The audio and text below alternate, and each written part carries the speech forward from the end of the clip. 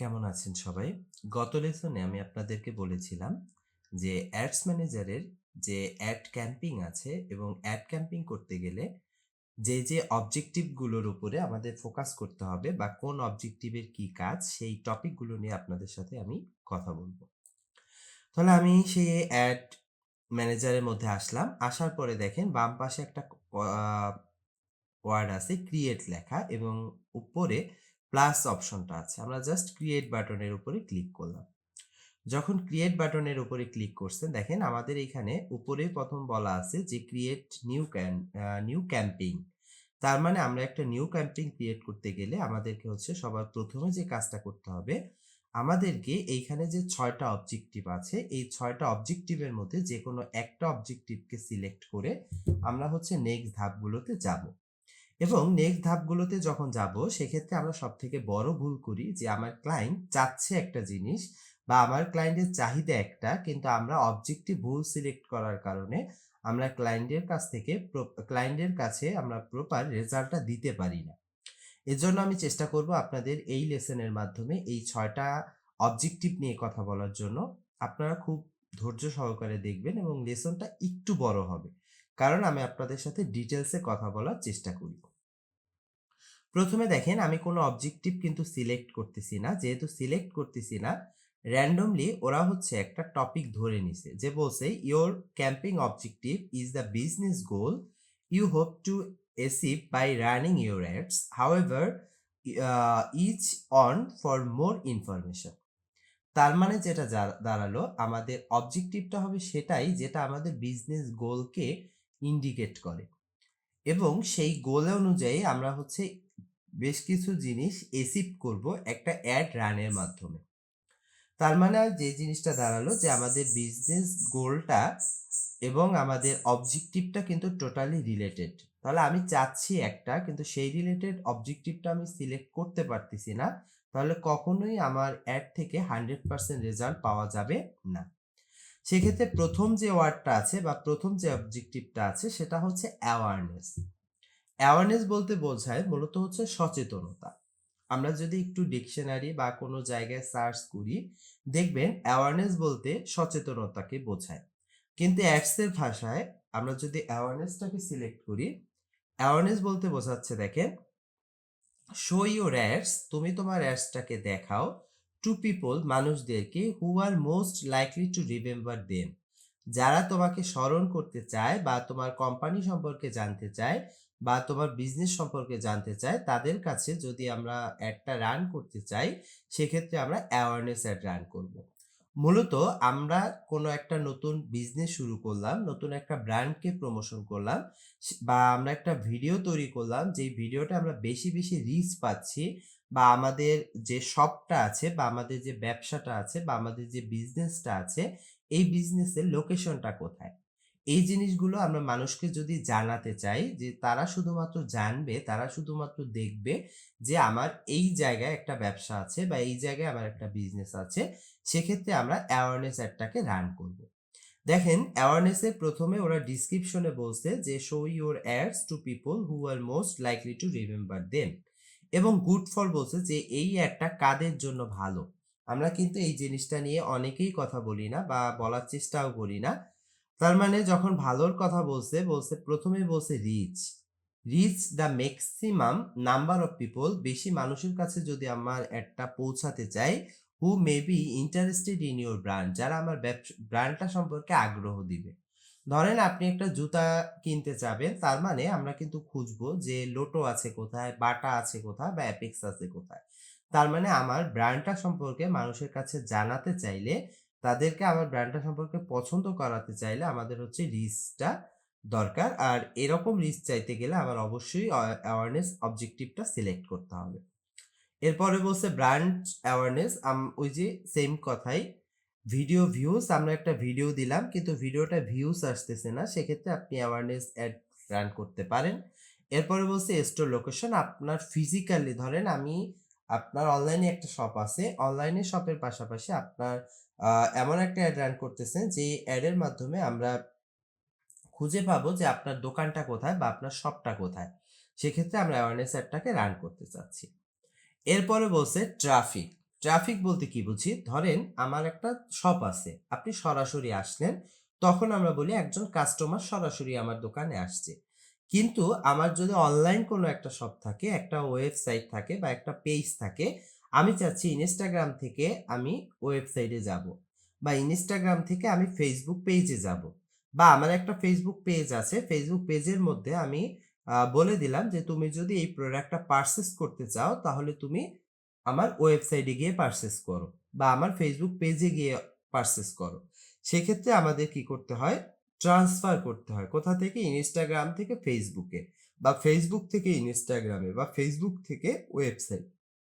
এই যে আমরা ট্রাফিকটাকে জেনারেট করতেছি বা একজনকে ফেসবুক পেজ থেকে ওয়েবসাইটে নিয়ে যাচ্ছি, এটাকেই মূলত বলা হয় ট্রাফিক। এখন বলছে দেখেন, send people to A destination. যেই কথাটা আমি একটু আগে বললাম যে আমরা ফেসবুক পেজ থেকে আপনাকে নিয়ে যাব আমাদের ওয়েবসাইটে, তাহলে আমাদের ডেস্টিনেশন হচ্ছে আমাদের ওয়েবসাইট। সাসেস ইউর ওয়েবসাইট, যেটা হইতে পারে আপনার একটা ওয়েবসাইট, হইতে পারে একটা অ্যাপ বা হইতে পারে আপনার Instagram profile or Facebook event.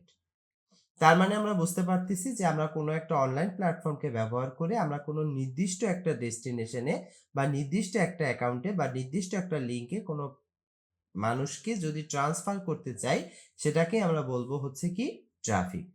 সেক্ষেত্রে ১ম এই বলছে দেখেন, লিঙ্ক ক্লিক। তার মানে আমরা বলতেছি যে তুমি আমার ফেসবুক পেজ থেকে ওয়েবসাইটে যাও। তাহলে অবশ্যই আমাদের এটার মধ্যে একটা লিঙ্ক দিতে হবে, না হলে তারা কোথায় যাবে? তাহলে আমরা যদি চাই যে কেউ কোনো একটা লিঙ্কের উপরে ক্লিক করবে, তাহলে অবশ্যই আমরা ট্রাফিক অ্যাপটাকে রান করব। Landing page view. Landing page কি? যেইখানে আমরা ল্যান্ড করাই। যেমন বলে যে প্লেনটা বা হেলিকপ্টারটা ল্যান্ডিং করতেছে। তার মানে তারা আকাশ থেকে এসে নিচে ল্যান্ড করতেছে। ঠিক সেইম ভাবে আমরা আমাদের ফেসবুক পেজ থেকে ট্রাফিক গুলাকে ল্যান্ড করে নিয়ে যাব ওয়েবসাইটে। তার মানে এটাকে আমরা বলতেছি কি ল্যান্ডিং পেজ। এরপরে ইনস্টাগ্রাম প্রোফাইল, আমার ফেসবুক পেজ থেকে ইনস্টাগ্রামে নিব। এরপরে আমরা যদি চাই যে আমরা মেসেজ পাঠাবো যে আপনি কি করতেছেন, যেমন অনেক সময় আমরা দেখি ফেসবুকে অনেক পোস্ট দেখি যে যারা লাইভ করে যে এই পোস্টটাকে তুমি যদি অর্ডার করতে চাও তাহলে তুমি আমাকে ইনবক্স করো। সেই ইনবক্সটা হইতে পারে মেসেঞ্জার, হইতে পারে ইনস্টাগ্রাম, হইতে পারে হোয়াটসঅ্যাপ। এরপরে বলছে কল। অনেক জায়গায় দেখেন যে কল টু অ্যাকশন একটা বাটন থাকে যে কল মি বা কল নাও। তুমি এই প্রোডাক্টটা পারচেজ করতে চাইলে ডিরেক্টলি আমাদেরকে কল দাও।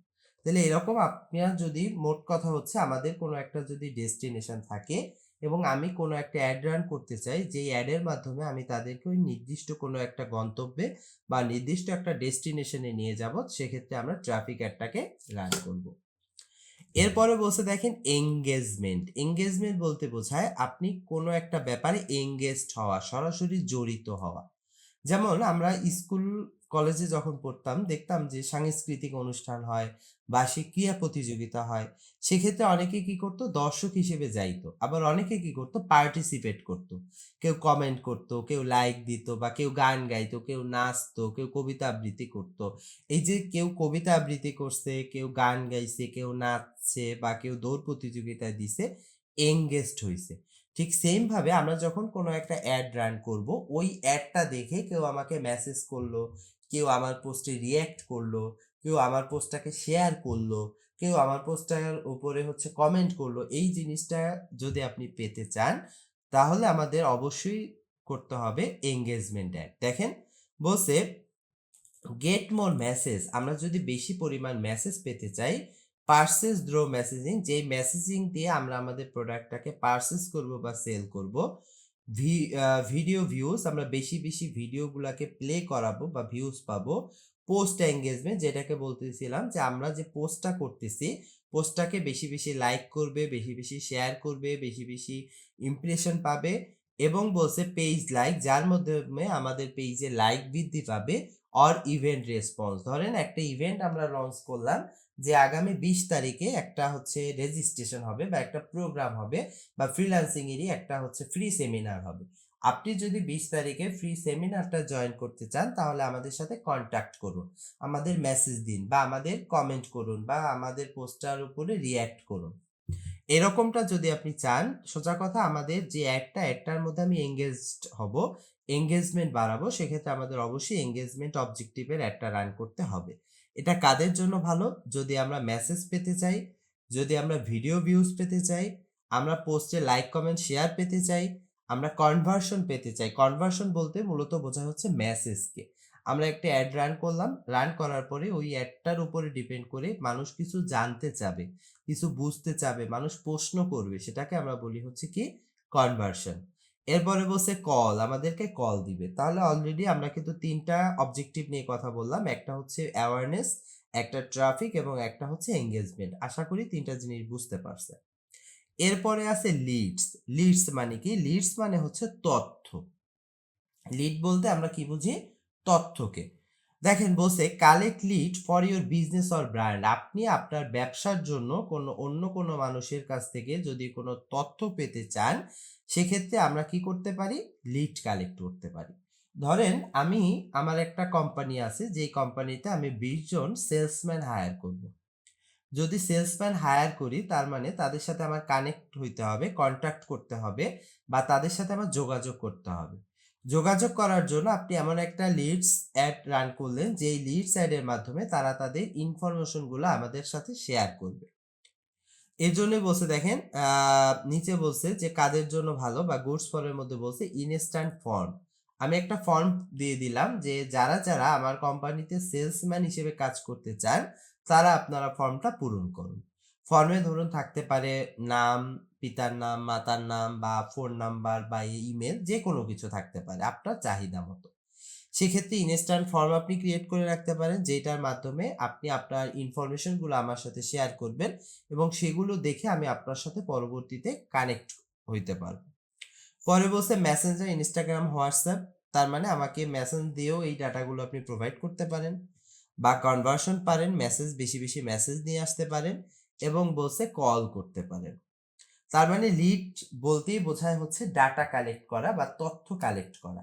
তাহলে আমরা যদি লিড অ্যাড রান করি, লিড অ্যাডটা আমরা তখনই রান করব যখন কোনো মানুষ বা কোনো ব্যবসা বা কোনো প্রোডাক্ট সম্পর্কে মানুষ জানবে বা কিনবে বা বুঝবে। এর জন্য তারা কি করবে? আমাদের কাছে ডাটা প্রোভাইড করবে বা তথ্য প্রোভাইড করবে।